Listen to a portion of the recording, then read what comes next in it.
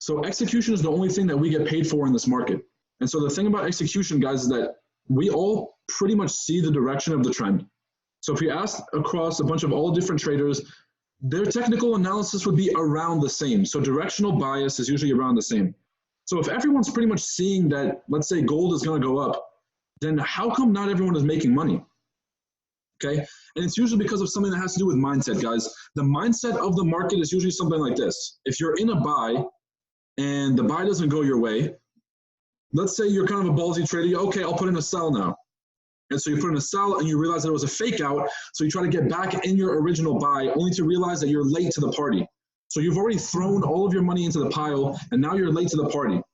This type of mental processing, guys, he knew which direction he wanted. Instead of setting his risk, which means accepting how much money he was going to risk, how much money he was going to put on the line, and just setting the trade and letting it go, he kept trying to play with the trade. This way, maybe that way, maybe back this way, maybe back this way. And because of that, he wasn't able to think rationally. Okay. Now, if he had planned it, if he had said something like this, if it doesn't go my direction and it hits this level, then I'm going to sell. That's rational. So there's a difference, guys. But the main key is, are you acting in the middle of the trade? Are you in the middle of the game and you're trying to make a quick second decision while bullets are flying all around you? Or are you in a calm mindset where you kind of have a setback, you can analyze the markets? Okay. So quick introduction. Let's get straight into this, guys. Market psychology, okay? Markets that are publicly traded move because of either fear or greed. All right, that's why I want you guys to really see this. Fear and greed are the only things that move the markets. If you're an institution and you see a real world event that could potentially result in a profit for you, then you're going to take advantage of this in whatever way possible. And sometimes you're going to do more than what you should be doing because of greed starts to take over. This is how it works in finance, guys. People are hesitant because they don't trust money. They kind of get their foot in the door. They realize that money's neutral and they can do whatever they want. Once they actually start having success, this is where the problem begins. Once they start having success, they start to feel like they figured it out. Guys, you don't figure out the markets. Once you figure out yourself, the markets haven't changed. Prices are moving because of supply and demand, because there's a conviction on one side over the other. Buyers have more conviction than sellers. That's why the market moves. That stuff doesn't change. What you should do is you should learn yourself, okay? What makes you fearful, what makes you scared in the market, and what makes you greedy? And if you understand yourself, you understand other people. So I hang out with a lot of psychologists, okay? I'm really into psychology. And so one of them is a clinical psychologist. And he was saying this last week. We're having a discussion, and he was saying, if you understand yourself, you understand other people, because other people are not that much different. And what we like to do is we like to be like, oh, those people. Oh, I could never do blank. So when you see somebody over leveraging, you're like, dude, what a stupid decision. Why would this person bet their entire account on one trade and he doesn't know which way the market is going to go? And then you're in the driver's seat and you make the same decision. And the second you're out of the trade, you're like, what the hell was I doing? Why would I put my entire account on a trade that, you know, where did this come from where I thought I was right? So guys, fear and greed are running the markets. You're either being greedy, like, oh shit, I don't want to miss out. So here's the different ways that they manifest themselves. I sort of put them all out in a way that I could compartmentalize them. Here's the way I would explain it. So fear would be in these types of forms: is indecision and FOMO and the headlight effect. So FOMO is the fear of missing out. So you see all your friends making money, you don't want to be the only one not making money, so you jump in a trade, regardless of how much the risk and reward is. You don't even look at how much money you have to risk to be a part of this trade. You just jump in because emotionally, you don't want to be the person that didn't make any money and everyone else made money this one time. Okay, that's where fear comes in. Indecision. Indecision is you planned all of your trades over the weekend, which is what we always encourage everybody to do. And it comes to Tuesday or Wednesday and the news event happens and the market lines up exactly like you wanted it to, but you know, you read something on Twitter and it's making you double think. You read something on Forex Factory making you double think. So you just don't enter the trade at all.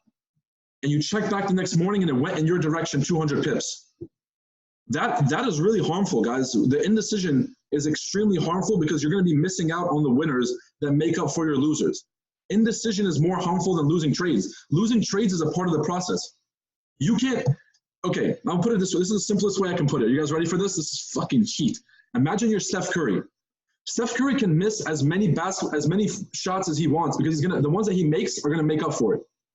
All right? He's going to make some threes. He's going to make threes. He's going to make threes. He's going to put them ahead in the game.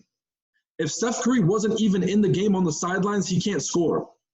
Or if he hesitated and he didn't even shoot the ball, he can't score. When you're in the driver's seat trying to trade, guys, if you don't take a trade, you can't make money. You cannot score. Losing a trade, you can actually control how much money you lose. So over time, you make money. So losing a trade is okay. Not taking trades because of fear is not. That will hurt you more. Put a 1 in the chat if that makes sense. I know it's very counterintuitive to what probably you've learned your entire life. But put a 1 in the chat if that makes sense. That indecision will hurt you more than making bad decisions. Indecision will hurt you more than making make bad decisions. You can learn and adjust. Every single time that you make a bad decision, you are only going to grow because you can learn from that. Depending, assuming the decision isn't something that's catastrophic or harmful to others. But you guys can see how, like, if you're not even in the game, if you're on the sideline, you can't score. Make sure that you guys are actually in the game to score. It also means don't over leverage, because if you over leverage, you're not going to be in the game to score. All right. So keep yourself in the game. You can only win this game by being in the game. Do not kick yourself out trying to over leverage. So here's the greed ones. The greed ones are over leveraging and over trading and holding losers and closing winners early and skimpy losses. Okay, let me go through these. Over leveraging, we all know. Luke calls a trade. Let's say you guys are in IML. I was in IML for a little bit. Luke calls a trade. I see the hysteria with my eyes. Everybody goes hysteric. Everybody forgets about risk management. And so for the 2 or 3 or 4 clusters in a row that Luke does win, which happens because you have clusters of winners, what happens is when the market is acting irrational because of fundamental news events and people are still over leveraging because they don't understand trading, they're blowing their account every trade. Okay, so you over leverage because you trust somebody, or I don't even know why you would over leverage, guys. It's not going to speed up the process. You might have 2 or 3 winners that really hit you good. Like, you can over leverage more than 3 to 4 to 5%. I understand that part. Up to 10%, I get it. But I've seen people put 50% of their account on the line, and they come back and they're shocked at how half of their account equity is gone.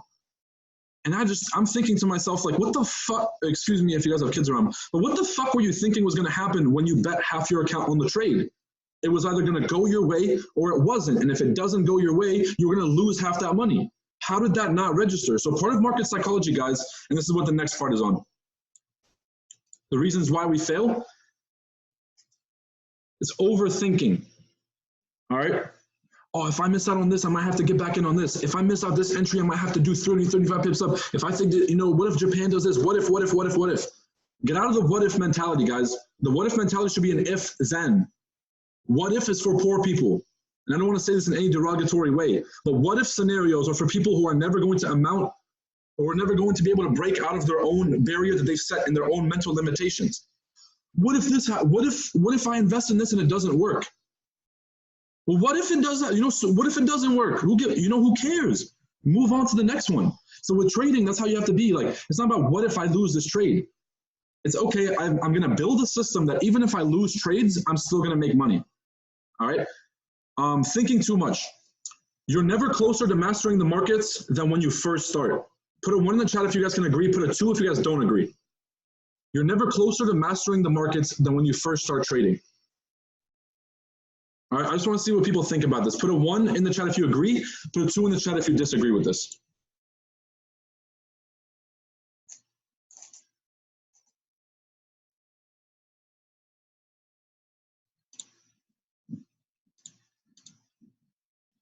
All right, so to explain this, I know some of you guys are pretty confused about this. I remember when I first started trading, somebody explained it to me in a very simple way. Okay, the market goes up, the market comes down, or the market's going sideways. When it's going sideways, don't touch it. When you see it going up, just get in. Don't hold it for too long and get out. And same with the sells. When you see the market going down, get in a sell, don't hold it for too long and get out.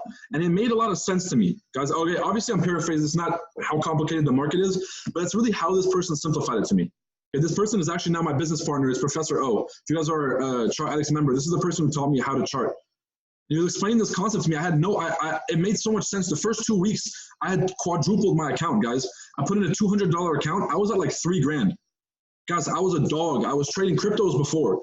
So let's just say that my heart rate was used to beating a lot faster than it was in Forex because the spikes were so much different in crypto. When I got into Forex, I was like, dude, institutions are trading this, there's like very little manipulation because of how big the market is. Like, it was blowing my mind. And so I was trading very well. When I started to learn technical analysis strategies and I got very into the technicals, I started to overcomplicate my trading. Okay, so I'd be trading a simple break and retest or a triangle breakout. And the 2 or 3 times that it doesn't work, I would think that I did something wrong or that my method was wrong. So I would go back and I would stop. This is another one of my mistakes, is I would stop trading and I would go to demo. And by going to demo, I wasn't even, I'm not going to say, okay, going to demo might be a good idea if you're going through clusters of losses, but I was blaming my methodology. So I would be trying to tweak my head and shoulders. I would be trying to tweak my break and retest, and all of a sudden I would start losing more. And then I would just take a huge break from trading. When I came back to trading, I would try my original strategy, my first break and retest strategy, and I would go back to making money. And then the next 2 or 3 or 4 trades that I lost, I'd be like, okay, let's go back to the drawing board. Maybe if I hold it 13 more pips or 15. And here's what started happening. I was reinventing the wheel. My technical analysis strategy was working, guys. You can find these online. This is why I hate Forex courses that just do courses. You can find patterns online. Here, we'll do it together. It's called Forex patterns. And then we're going to go to images, and we can see what these look like. So this is not the hard part. All right, you guys can go to see the images. So this is all knowledge that you guys can get online. You don't have to get this from anywhere. So those things are universal among trading. Those things, you don't have to reinvent the wheel with those. What you do have to understand is, why aren't you executing when you're supposed to? And so this is when we get to the secret, guys. I know this is a little bit less dramatic than I wanted it to be. Here we go. Okay, let's make it dramatic. Why we fail. Here's the #1 secret that the brokers don't want you to know. Here's what the industry has been keeping from you, personally, yourself. They've been trying to take money out of your pocket. Today, I'm going to expose the industry for you. Here we go. You guys like that? That's my clickbait. That's my clickbait voice. All right. Here's the secret. Here's how you guys can combat this entire thing. Build a system that you trust. Okay? The only way for you, here's the biggest secret. If you guys only write one thing down, how you excel and succeed in trading is trading in something called the zone. And the zone is a non-fearful state of mind where you can very easily rationalize what's right in front of you. Okay? And I'll give you guys an example. Let's say I have a phobia of headphone wires. I choked on headphone wires when I was a kid. All right? These things are associated with a fear mentality. So if I see headphone wires sitting down and you see headphone wires sitting down, to you, you see headphone wires. Plug them in, put them in your ears, play some music. For me, when I see them, there's a fear association. So this response, this actual response that I'm getting from this neurological response is actually a fearful one. So I'm not interpreting the information with a rational perspective. I'm interpreting this information from a fearful perspective, which is I'm interpreting all sensory information as threatening. Let's take this back to trading. Let's say you lose a lot of trades, and so you're in this fear of, this is your headphone cord, you're scared of trades. So when you see a trade, you're actually scared deep down because you've lost so many times. Somebody else right next to you, he sees the headphone cords, he sees the trade, he's like, bro, put the headphone cords in, put the trade on, just take the trade. You guys see the two different, put a 1 if that makes sense. If this dichotomy between these two personalities makes sense.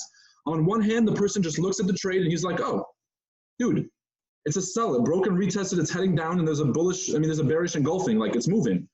The other person is like, oh, but man, what if? Like last week, I took a trade that kind of looked like this on a completely different pair in a different market, and oh man, if I lost this trade, I'd feel really bad about myself. You got these two. You have this dichotomy. This dichotomy exists because one person doesn't understand that it's a series of trades. It's not one trade by one trade. You don't have to win every trade. If you are focused on winning trade by trade by trade, it's because you're over leveraging. Every trade takes on a threatening experience because every trade could bankrupt you. Like, yeah, I'd be scared as shit too if every single trade could wipe me out. Like, and I'm being dead ass. The second that you guys start lowering your leverage, that's when you stop having fear. Okay, so here's a little exercise, guys. Not one of those calls where I just spit a lot of crap at you. Here's an exercise that you try this week. If you feel fearful, this is the second part of this, is accepting the risk of your trading. When you feel fearful, do 2 things. Ask yourself if you've accepted the risk, which means that you have to understand how much money can be risked on this trade. Like if you're putting $30 on the line, do you accept that you can lose $30? Ask yourself, look at yourself in the mirror. Am I ready to lose $30? If your answer is yes, you're good. Okay. The second one is, am I in the right mindset to trade? And that's a little bit of a harder question. Okay. Am I in the right mindset to trade it's like a subjective one, but you got to ask yourself, am I in this mindset where I'm perceiving information as threatening? Or am I in this mindset where, dude, just take the trade? Am I just a casual, just do it? Okay. And that's what you have. That's like a lot of self-awareness, guys. Trading is like the mental Navy SEALs. You're not going to make it past trading being lazy like you do with the rest of your life. Trading is the one place where it's like mental gymnastics where you can actually excel. So these is like going to the gym. If throwing a 1.0 lot size scares the shit out of you, then reduce it. Go to a 0.01 or go to a 0.1. Reduce the lot size and you won't have the fear anymore. Because it's like, if I'm scared of losing $100 and instead I take that off the table and I only risk $1, I don't really care about that dollar. That dollar compared to the $100 is like, I would lose that dollar. I'll find that dollar on the ground on the way to the grocery store. Like, I don't even care. And so that fear is gone. So when you guys start feeling that fear, make sure you're accepting the risk and make sure that your risk is something that you can actually handle, okay? If you're risking too much money and you're not in the emotional state, like professional poker players, some guy's up $5 million and he's got a straight face and that's the guy that's gonna win. And some other guy, he's up like $200 and he's sweating bullets like, oh man, I hope I don't blow this. And yeah, guess which one's going to walk away with the bag, guys? And it's not because one of them is smarter than the other, one of them is more privileged than the other, one of them is better than the other, one of them has been playing longer than the other. It has nothing to do with this. One of them is in a zone, the zone that he had to train himself to be in. It's not something that just happens. You don't awaken. It's not a meditative state. This is a zone. A zone is, okay, I understand the risks of what I'm doing.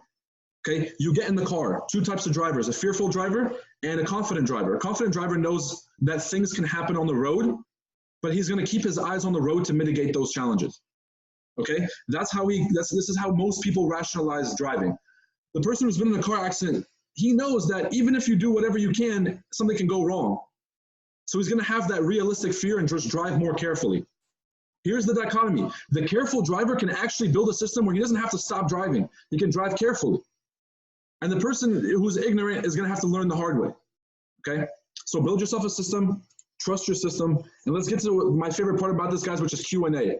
I went through a lot of info. I'm going to let you guys ask the questions. I'm going to rapid fire answer them, and then, guys, we'll get to the next call. 3 p.m., guys, I'm going over taxes. I'm going to show you guys how to legally finesse your taxes. So let's go. Any questions about mindset? Be like, okay, listen, when I'm losing a bunch of trades and I don't know if I should stop trading or keep trading, ask these kinds of questions, guys. Nobody's going to answer these for you. That's a guarantee. Like, we provide a service where I put in 8 to 12 hours a day towards trading where I almost lost my mind. You know what I'm saying? So now when I have all this knowledge in my mind, I just want to spit it to you guys. And I want to make sure that you guys can ask questions that nobody else can answer. Okay, that's just one of my main things about being this calls. If you guys can find this info somewhere else, I really wouldn't be doing this calls, I promise you. If I found another educator that could teach the things that I was teaching, even the little nuances that they don't teach, I would stop teaching. I'm doing this because of the store of value in store that you guys can't get somewhere else. So please ask. William Malafa says, what is the cost of your course? It's $45 a month for now, guys, but we have a website coming up and we have a course that's kind of like a boot camp that we're doing to teach you how to trade from start to finish. So the price of our course is going to start going up. And we also do one-on-one coaching, which is the number one thing that we do.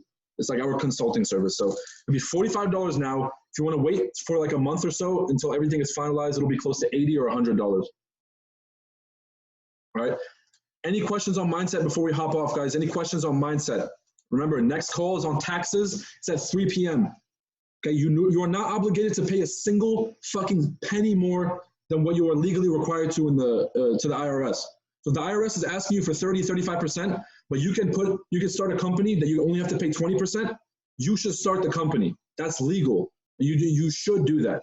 All right. I know that doesn't sound like a very moral thing to do, guys, but what's moral is taking care of yourself and your family, having money for yourself and your family, having money for your family so they can go travel, they can wear nice things and have all this stuff. That's where taxes. If you don't have to pay taxes, guys, like going on vacations, buying nice cars and stuff, that would just be a given because you would have that extra money. So if you were to save yourself half the amount that you pay on taxes and you're in a market where you're making money from your phone, you don't have to move, like now you're starting to work. Now you're starting to equal the distance between you and the wealthy. You're trying to bridge the equality gap. Will the 3 p.m. call link be in the wealthy group chat? No, guys, everybody go join our public group chat because I'm done posting them in other group chats. I've had some educators get mad. They said I'm posting in the group chat. I know Abel doesn't get mad. Abel loves the value that I throw, but some other group chats. So I'm actually going to throw the link right now for our public chat. See, add members, link copy to clipboard. All right, so in the chat, I just posted, this is a public chat, guys. It's completely free. We throw setups. I don't know if you guys can see my screen, but we throw setups all day. So even if you guys don't want to pay for the one-on-one coaching, you guys don't want access to the group chat so we can collaborate on these things, you guys don't want access to our nightly calls, you guys don't want access to the boot camp, you can still come on here and get some of these setups every once in a while, okay? You guys can see what we have in store. All right, and if there's no more questions, is having multiple strategies a weapon okay, or just stick to one? That is an excellent, excellent question. I was actually arguing with an educator about this 2 days ago. I think it might have been, what's his name? Wealthy Pips? Wealthy, yeah. So listen, here's what I think, guys. When you first start trading, you want to stick to one strategy, okay? So right now I'm building an algorithm for chart addicts. And so the easiest thing to tell this computer to do is one thing. Look for the one candle that we're looking for under these two or three pretenses, and it will actually execute that order. And that's how you kind of have to train your mind is when you first start trading, it's got to be as simple as possible. If I see a pin bar doji on the 1 hour, on the 4 hour or daily, I'm going to sell it. That's how I used to trade, and it works, guys, because it keeps you away from doing shit that will lose you money. You guys want to know how to make money in the markets? Just don't lose money. Okay, I know that sounds really hard because obviously you have small losses, but you want to win big. The second thing is, if you want to become a multifaceted trader like we are at Chart Addicts and you can catch the moves 24/7, that's a better strategy in my opinion. You want to master one at a time though. You can't half master dribbling, half master shooting, half master something. What you want to do is you want to fully master dribbling, fully master shooting, fully master everything, and then go to the left hand. And then start doing left-handed layups. And then start, you guys see what I'm trying to say? Master one thing at a time or else it's all going to start to conjumble. It's all going to start to, get mixed together and you won't have like a real strategy. However, if you master each one by one, then you never have to wait for the market. The market moves 24/7 and there's money available 24/7. So if you can trade it going up, you can trade it going down, you can trade it going up, you can trade it in ranges and stuff like that, you will be the most versatile person. Make sure you master each one. And by master it, I mean like, okay, you get to the point where you're making money so consistently that it's boring. You want to quit trading because it's boring. That's mastery. You don't master it because you have the aha moment. Oh, I get it. No, guys. In trading, you get it when you start consistently making money. To know and not do is to not know at all. All right, that's all I'm going to say, guys. I really appreciate you guys being on this call. We have about 3 minutes left. I'll do one more question. Steven says, master one pair at a time, then you can eat forever. Hell yeah, 100%. Knowing that a trade will go down for a long, why you don't hold? Richard, we do hold. So personally, we are swing traders. So we like to hold these trades for 2 to 8 days. Okay, that's because, that's the usual time for you to catch serious pips, honestly. You can catch small pips on a smaller time frame, but if you want to be if you don't want to, I don't check the charts all the time. I check them for my members. That's it. If I had to check the charts for myself, it would be like 4 times a week on the daily closures of everything. I check the daily closure. I'm like, oh shit, I should probably close this trade. I'm out. If it's still going my way, guess what, guys? We're eating because my risk is small and my rewards are huge. What were the strategies you mastered before you moved on to others? Real simple. The latest one, and I learned this from Stefano. If you guys know Badass Trades, my fucking homie, Badass Trades. I love Stefano. Stefano got me hip to the pin bar doji on the 4 hour, and it's pretty much a reversal candle. And let me see if I can show you guys on this. This one doesn't really have any, but you guys see right here, this is a pin bar doji. Pin bar doji was on the right shoulder, so it's just a bunch of confirmations, but I started looking at the pin bar doji as something that like every time I saw it, I would sell it, okay? And because most times out of 10, then I was gonna win. So I wasn't going to win every single time, but most times out of 10, I was going to win. And that's the way I like to trade. So I mastered the pin bar doji, and every time I saw it, I sold it, no questions asked. No questions asked. If it was on the 4 hour of the daily and I saw a doji or a pin or this looking thing, market went up and it was about to reverse and I saw this candle, I was going to sell it. I could lose 3 times in a row. I don't care because I was only going to risk, let's say I risked $5, $5, $5, $5. Okay, so what? I only lost $20. If I win the last one, I'm going to make 50. I don't care about the losses. I'll lose 4 times, but the winner is going to make up for all my losses. All right. Your stop loss is right above here, guys. Okay, so this is like a very low risk trade. That's why I love the pin bar. Your risk is right here. Your take profit is all the way down here. By the way, whoever threw out this this markup, I really like this markup.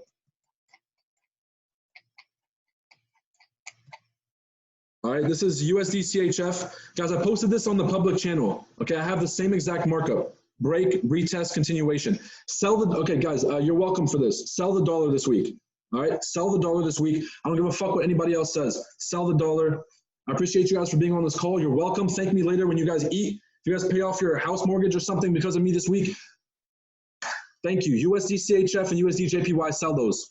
All right, take it easy, y'all. See me on 3 p.m.